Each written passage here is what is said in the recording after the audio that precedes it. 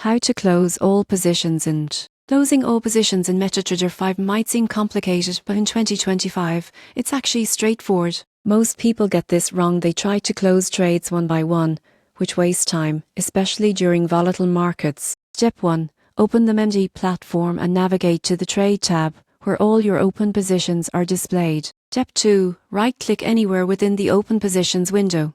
A menu will appear with options like Close Order, Close Buy or Close All. Step 3.